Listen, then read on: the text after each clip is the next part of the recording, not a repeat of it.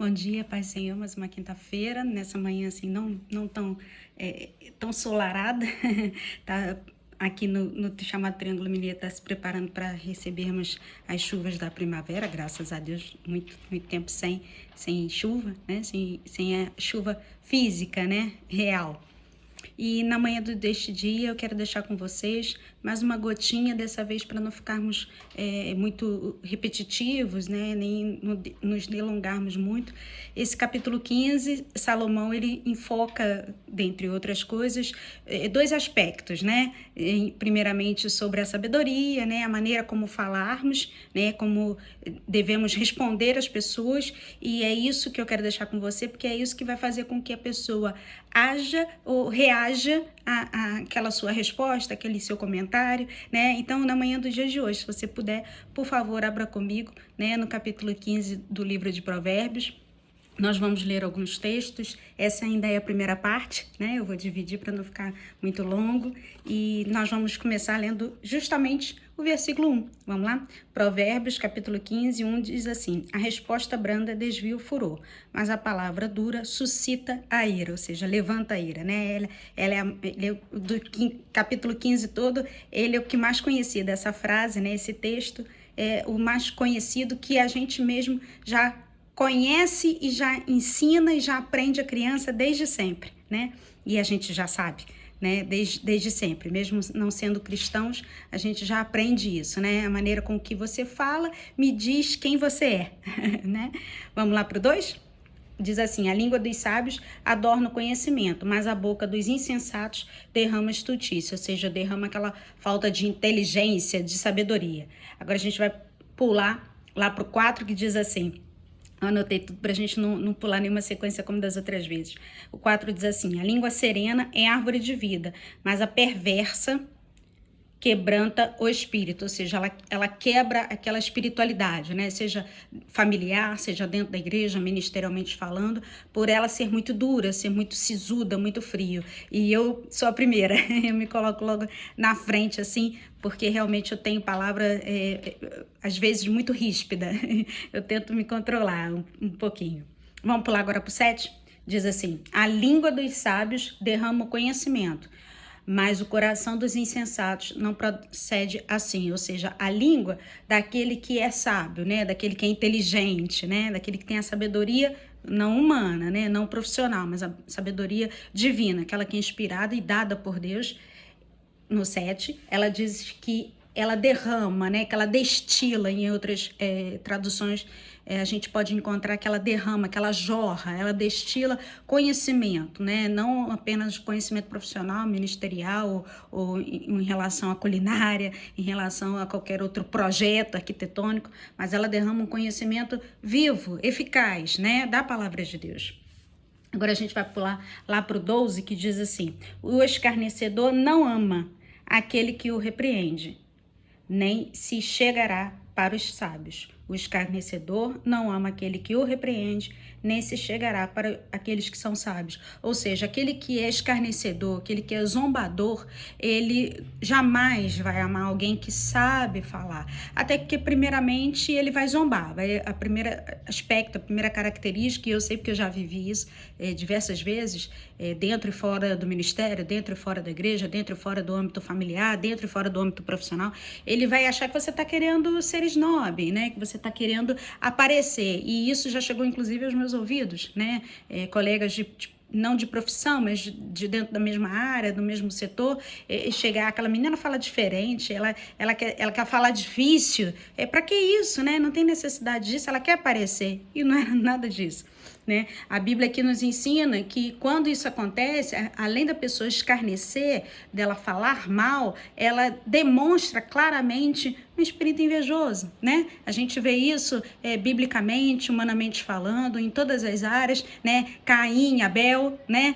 José e os irmãos dele e tantos outros, né? Saul e Davi. Então, a nossa palavra, né, ela, para quem é o escarnecedor, ele mais do que zomba, né, ele mais do que vai escarnecer você, ele vai invejar você. Então, a gente precisa ter sabedoria. E Salomão que fala sobre isso, né. Agora, nós vamos pular lá para o 18. Diz assim, no 18: O homem iracundo suscita contendas, mas o longânimo apazigua a luta. Ou seja, aquele que é iracundo, o pessoal aí da área da psicologia, da psiquiatria, da medicina, né, sabe explicar isso melhor, o pessoal da sociologia, né, assistente social, saberá explicar isso melhor do que eu, que sou da área de saúde, como muitos já sabem, mas que pode falar com mais propriedade. Os perfis, né? O fleumático, o iracundo, né? O colérico, o sanguíneo, que são os 4 principais que eu acabei de mencionar aqui. Mas aqui Salomão diz o seguinte: o homem iracundo, aquele que qualquer coisa tem raiva, né? Qualquer coisa ele fica com ódio no coração, a Bíblia diz aqui, Salomão diz aqui, ele suscita contendas, ele levanta contendas. Às vezes não está acontecendo nada, às vezes não foi dito nada, às vezes ninguém falou nada, ninguém mencionou nada, mas aí ele vai lá e uma fagulha, uma faísca faz com que ele levante uma contenda, levante uma briga, uma discussão.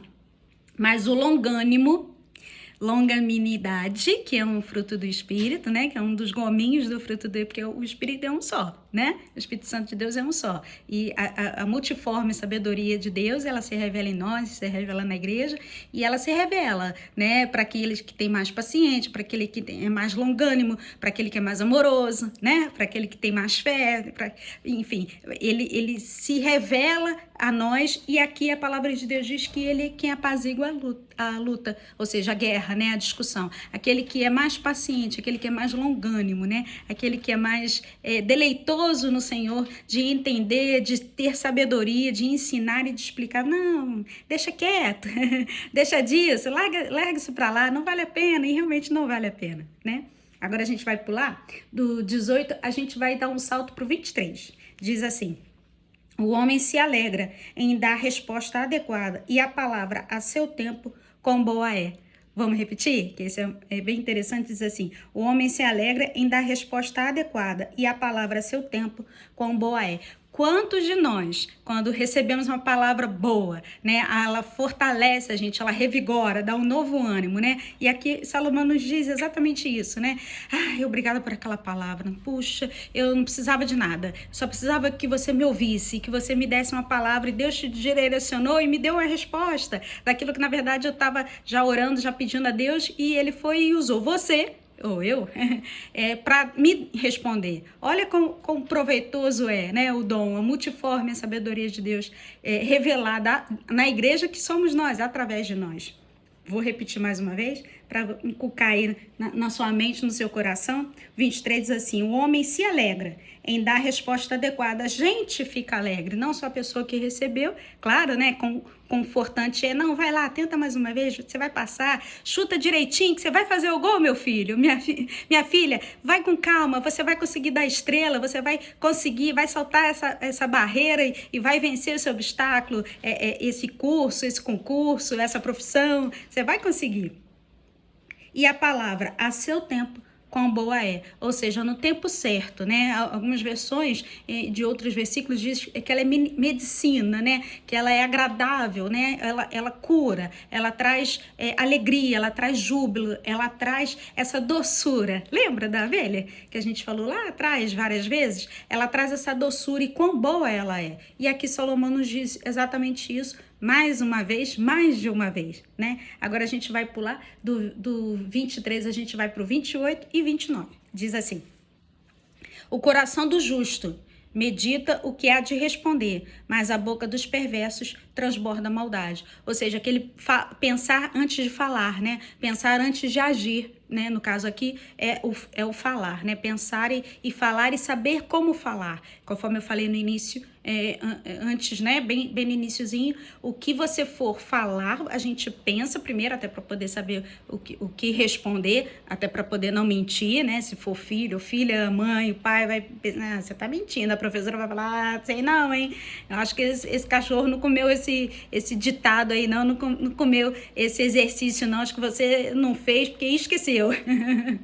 E aqui diz o seguinte: o coração do justo medita o que há de responder. A gente pensa antes, reflete, né? Quais serão as consequências. Porque pode não dar em nada, assim, teoricamente, no mesmo momento, mas posteriormente. E naquele grande dia, como que vai ser? Eis que se abrirão todos os livros, e o que você vai responder, né?